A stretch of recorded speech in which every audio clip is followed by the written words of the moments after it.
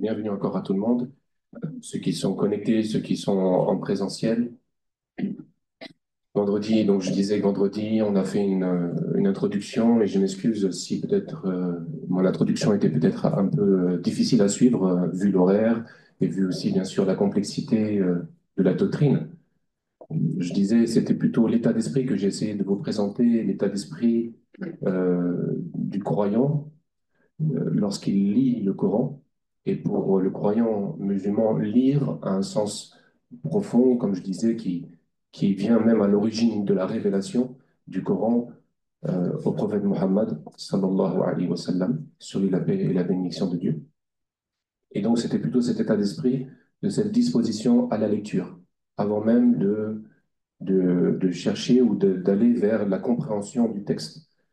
Et c'est intéressant parce que c'est le point de départ dont il faut partir. Et j'aimerais dire que vous êtes un peu dans cette condition, dans la majorité, je ne parle pas pour les arabophones, mais pour ceux qui ne connaissent pas l'arabe ou qui ne connaissent pas l'islam ou qui ne connaissent pas le Coran, qui ne connaissent pas tous ces détails, vous êtes dans cette disposition d'ignorance, entre guillemets, mais c'est une saine ignorance.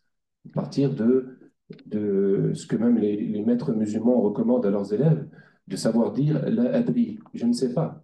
Et si on prétend tout savoir ou si on prétend vouloir tout comprendre avec la tête, eh bien on se ferme la compréhension et la connaissance véritable qui est celle du cœur. Car le Coran, la révélation s'adresse au cœur d'abord. Et ensuite, différents niveaux de compréhension selon une méthode que je vais ensuite vous essayer de vous présenter de façon synthétique. Mais donc c'est le point de départ.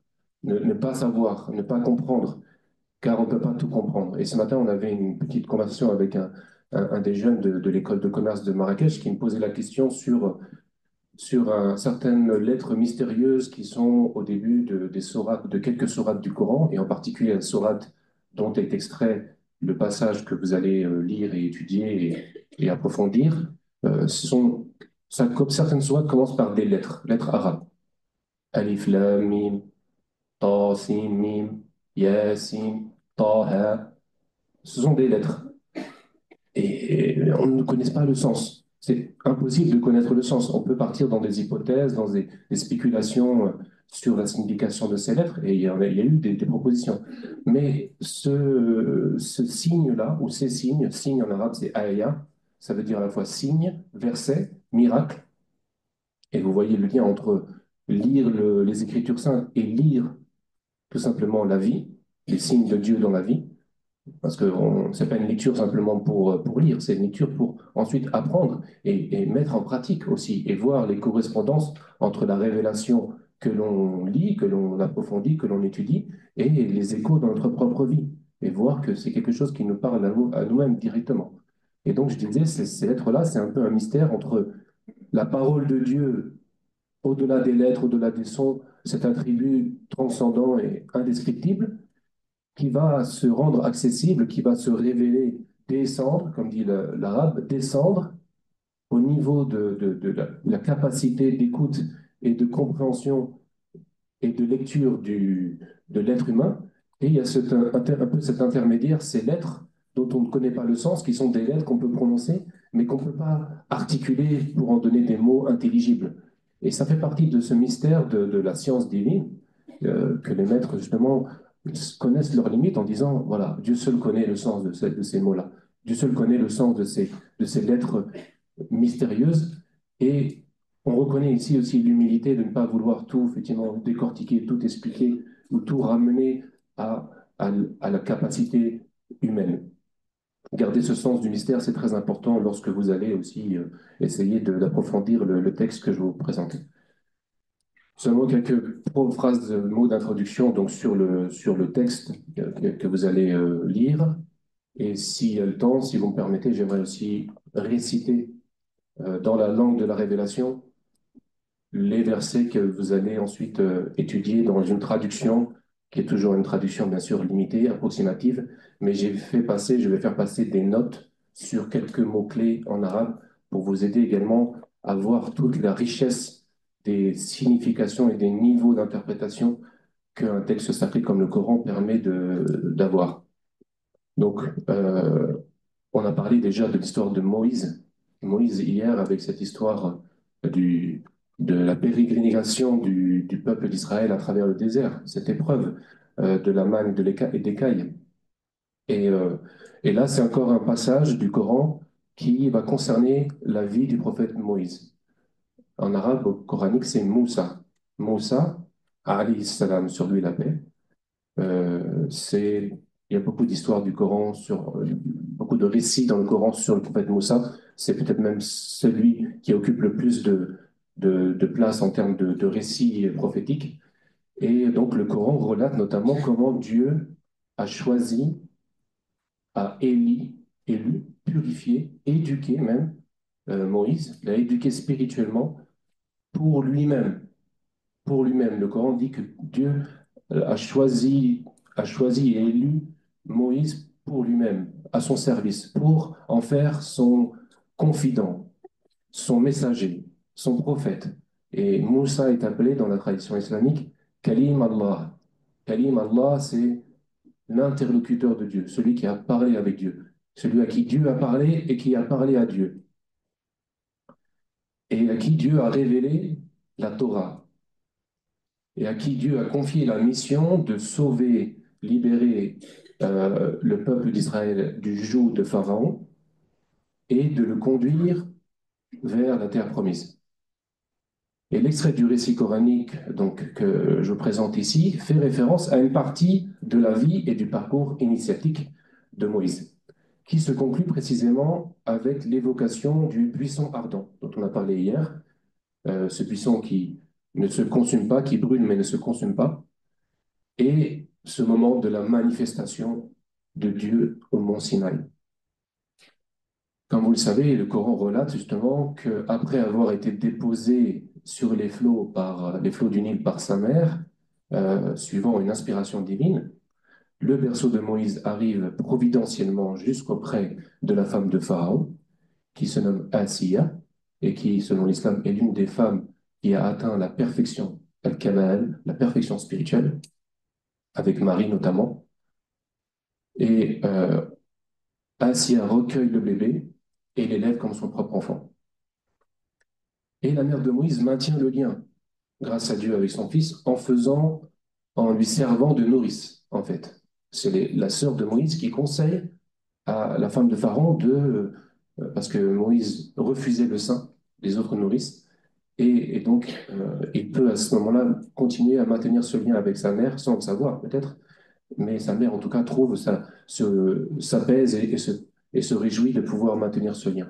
Ensuite, Moïse grandit au sein du palais de la famille de Pharaon, et le Coran ensuite, donc les versets qui précèdent le passage que vous allez étudier, le Coran nous dit, et lorsque Moïse eut atteint sa maturité et sa pleine formation, Dieu lui donna la faculté de juger et une science divine.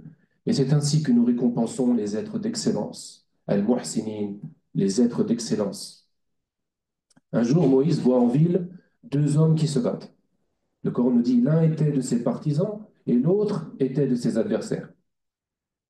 Et comme le premier l'appelle au secours, Moïse intervient, mais cause la mort du second.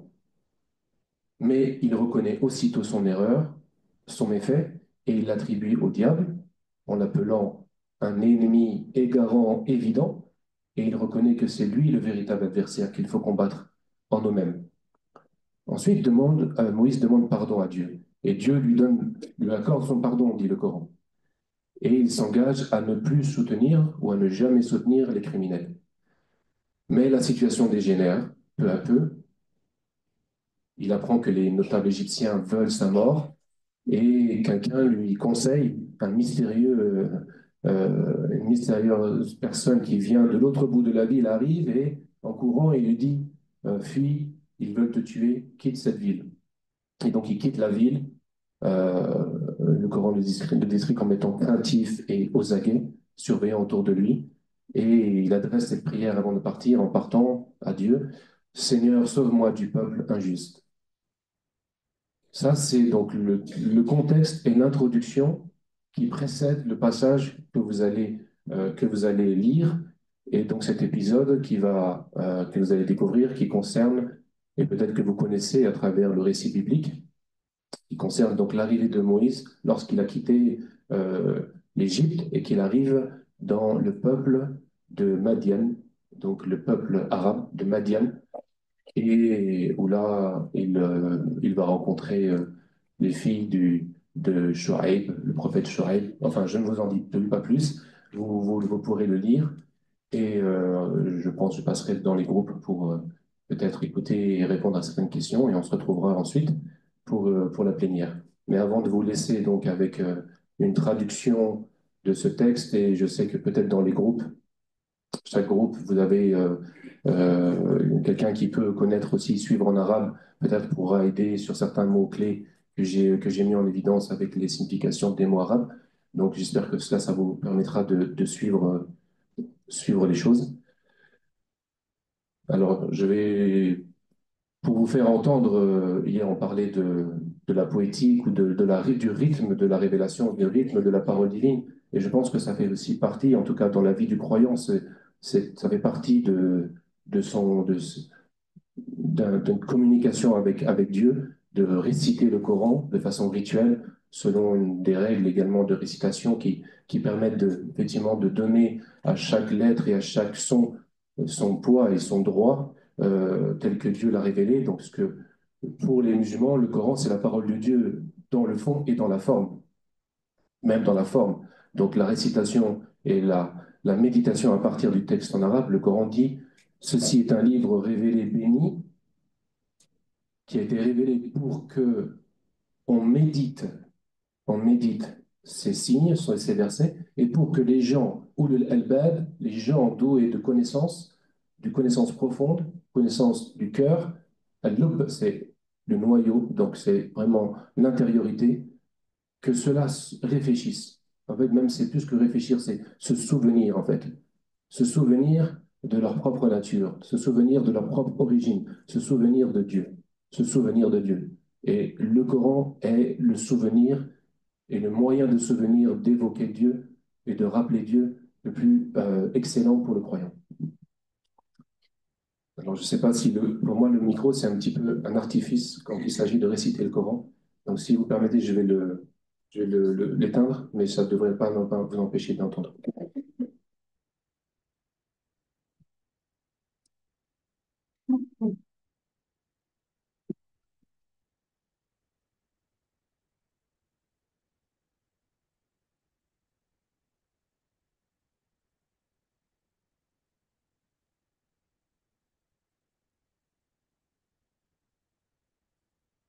أعوذ بالله من الشيطان الرجيم ولما توجه تلقاء مدين قال عسى ربي أن يهديني سواء السبيل ولما ورد ماء مدين وجد عليه أمة من الناس يسقون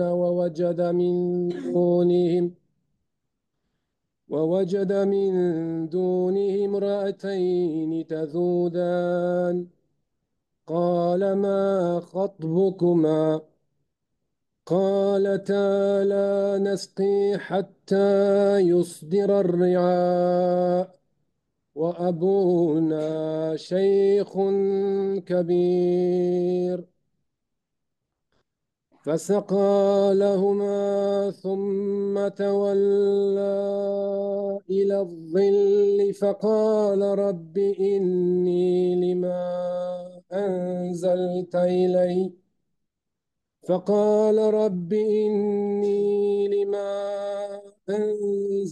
إلي من خير فقير فجاءته إحداهما تمشي على استحياء فقالت فجاءته إحداهما تمشي على استحياء قالت إن أبي يدعوك ليجزيك قالت إن أبي يدعوك ليجزيك أجر ما سقيت لنا.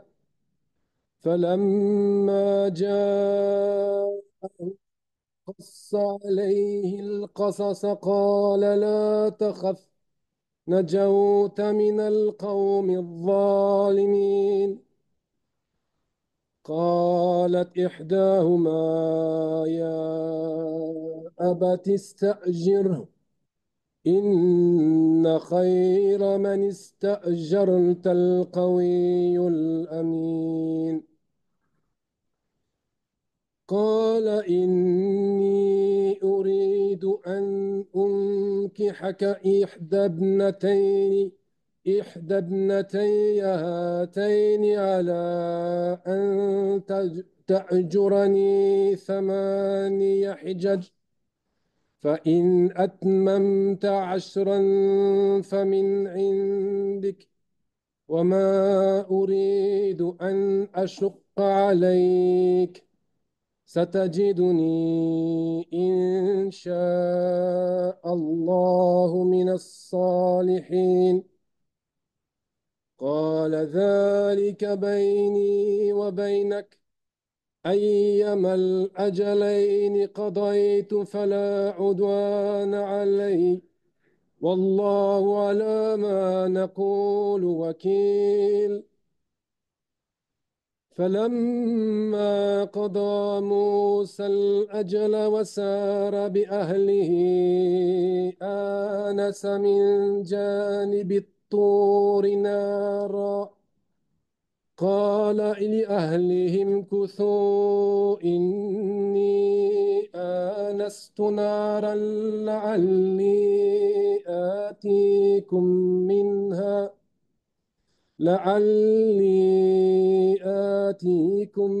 منها بخبر أو جذوة من النار لعلكم تصطلون.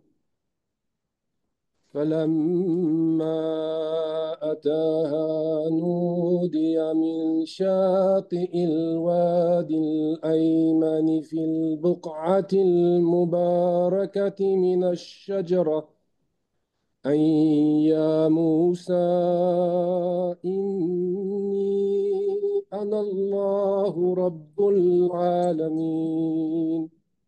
صدق الله العظيم وبلغ رسوله الكريم صلى الله عليه وسلم، ونحن على ذلك من الشاهدين.